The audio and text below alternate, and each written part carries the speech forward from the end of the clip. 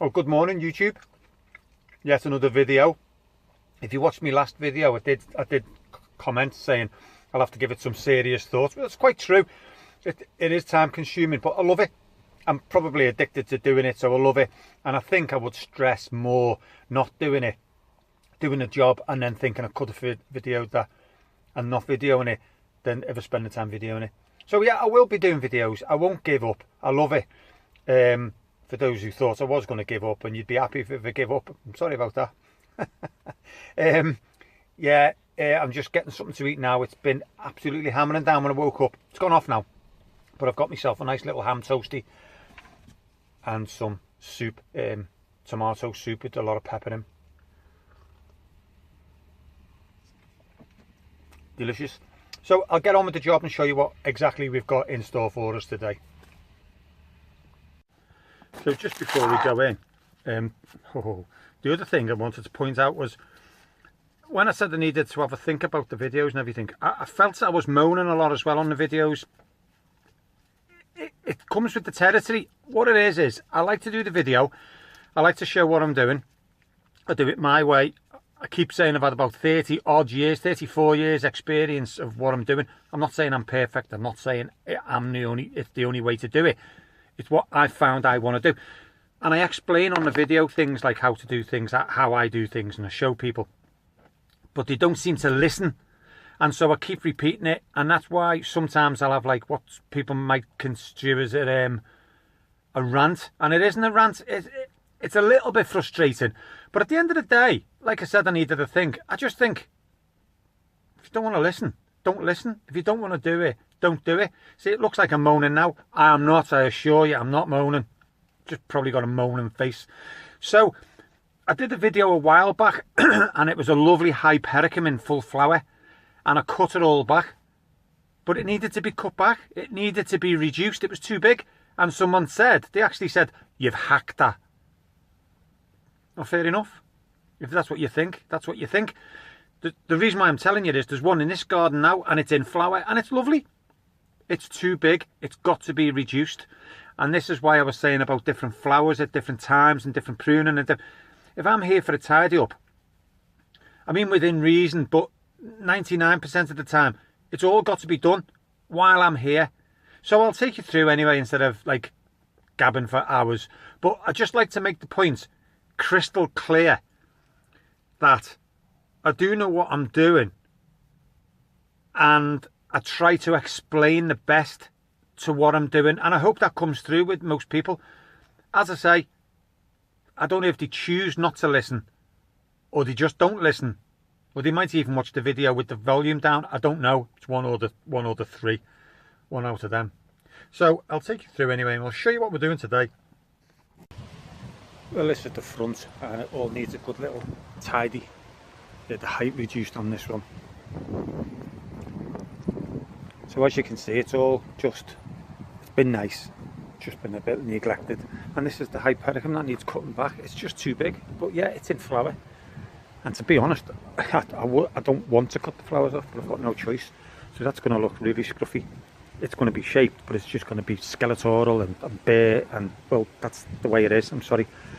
So yeah, we'll get on with that, and there's all this, like the euonymus has got to be tidied. Okay, so that's the front, and we'll see what that looks like when we get cracking on that.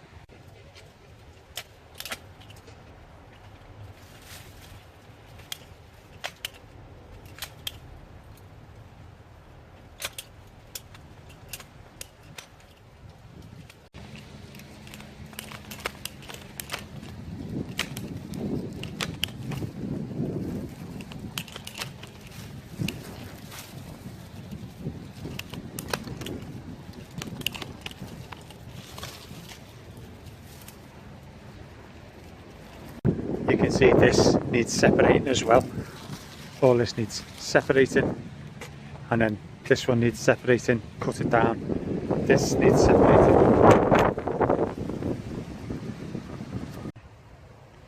This one's coming out, so what I'm going to do is I'll just cut it down for now, just while I get the tidy up going on.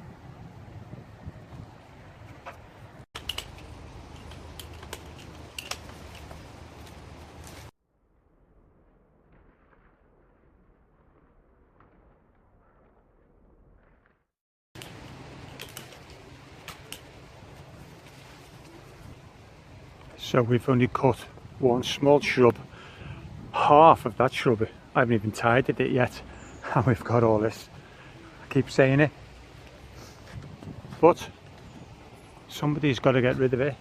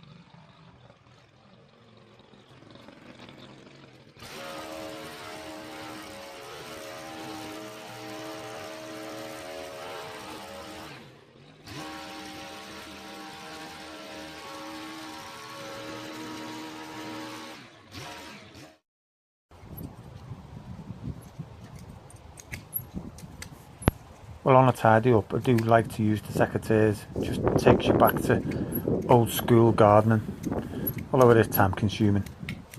And it's a pity I look a bit like phone jacker while I'm doing it, but there you go.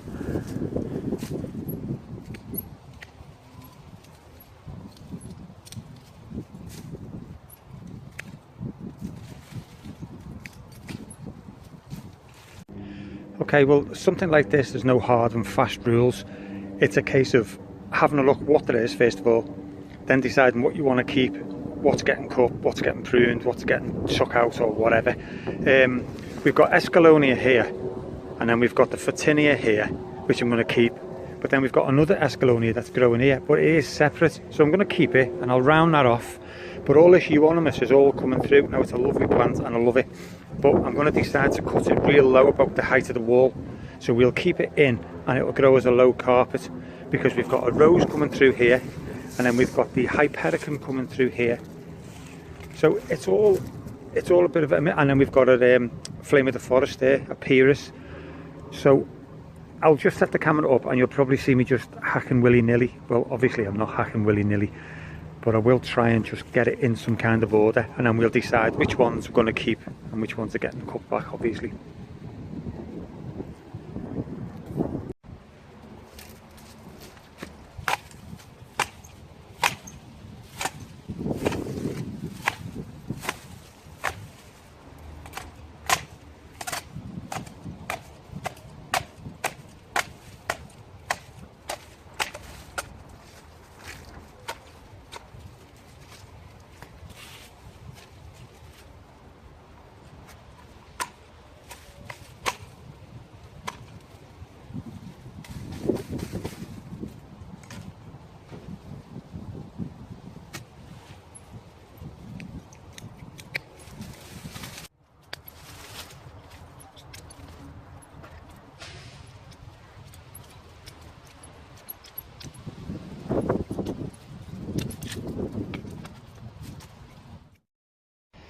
Well, that's probably it for now. I mean, apart from cleaning up, it doesn't look that good, but it's all you can do when you're on a tidy up.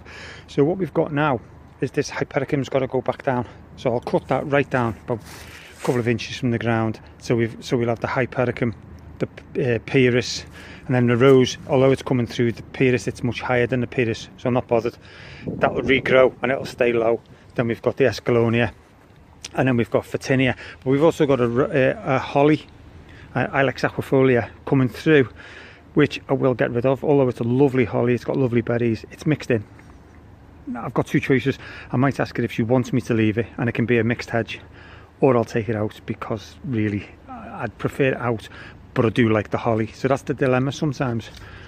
It's entirely up to her though. It's her garden. It's not going to be that detrimental if we leave it in, so I'll have a word with her about that.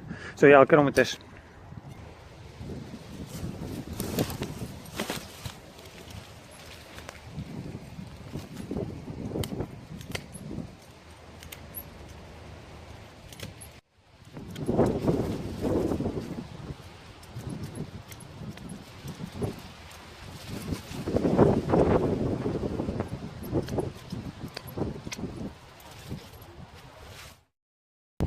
Okay, so a little bit of hand pruning on this Wigelia, and it's a shame because it's in flower, but it's got to be neatened, it's got to be taken back, so let's get on with that.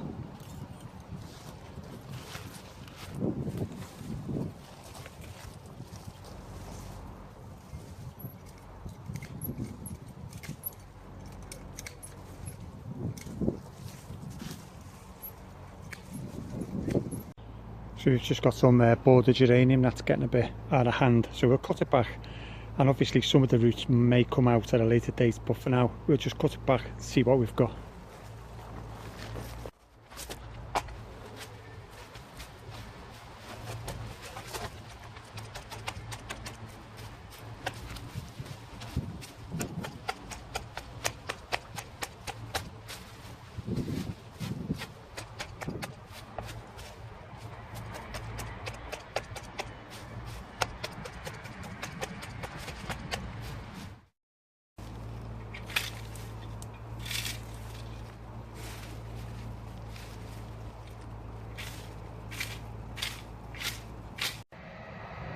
So okay, here goes. I'll cut the choice here with the shears, the long reach, and I'll have a go with the Hypericum now. It's a shame, but it needs cutting, so I'll get on with that, cut that down, do the euonymus, and this one I was cutting with the hand shears there, you can just see them, but I might as well do it with the shears while I've got them out. So here goes.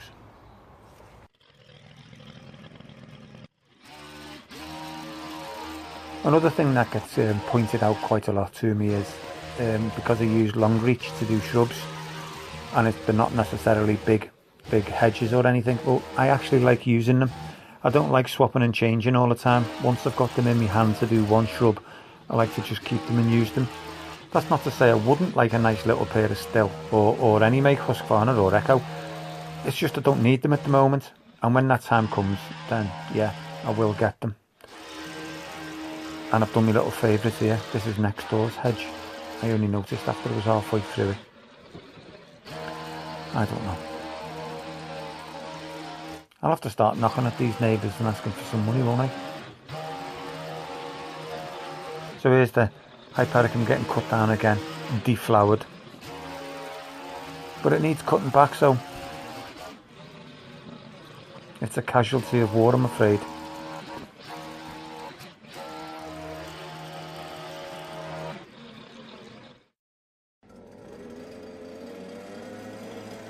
Just giving the area a good blowout now, clear it all up, and I'm only using a little handheld one, which I personally think are rubbish. I mean, they wouldn't blow a birthday candle out, but there's stones covering the whole of this area, so I didn't want to get the big backpack blower on it. So it will do for this situation, but I mean, I do use them when I need to get in and out of bushes, but I tend to use my backpack more than this. I really don't think they've got any strength at all.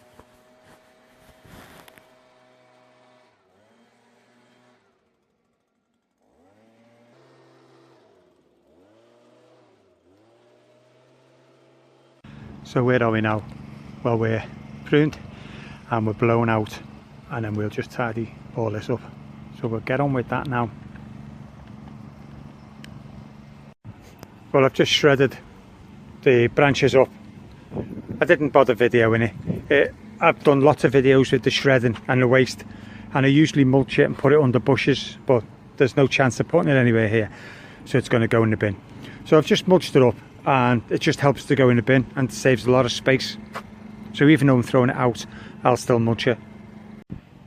The other thing you've got to be careful of is this bush was so covered and right down to the floor that once I've cut it back, all these leaves at the bottom now, they're just dead leaves, but I've got to remove them, but I didn't even see them, and that's sort of like 2 of these bagfuls. So as I say, it's more work that you just can't see. I think that camera looks very, very blurred. I think it's time for a new camera. Well, it's only my phone, but sometimes it's better than other times. Yeah, that looks very blurred. There's a whole pile of leaves underneath there, which I'll show you now.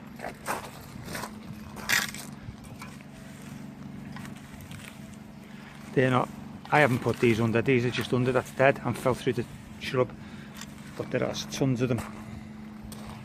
I'll get on with getting that out. Well, we're done, and I think I keep saying it's like a double-edged sword for me. It's I feel horrible because it's straggly and sort of skeletal, but it looks a lot better, and I know that in future it'll look great. So we've got all the lavenders here, just cut back. You can't cut too far back into them. Just took a light shaving over them, and then we've got choice here. There's all sorts of hollies, and this is lady's mantle. I think it's called Hellemelis mollis. Anyway, I don't actually like it, and there's probably too much in, but what I'll do again is I'll leave it to come up and see what it looks like. A few twigs to be taken care of there, I'll get rid of them. So we've got plenty in, and I think once this comes nice, all the leaves come back on it. Escalonia, and then again, like I say, we've got Photinia, and this crane's built. They all look a little bit scruffy because they're cut back. This looks a bit poor, but a Cuba japonica, that should be a darker green than that, and you can see a few dead leaves on it. But I'll throw some food on now that I'm looking after it.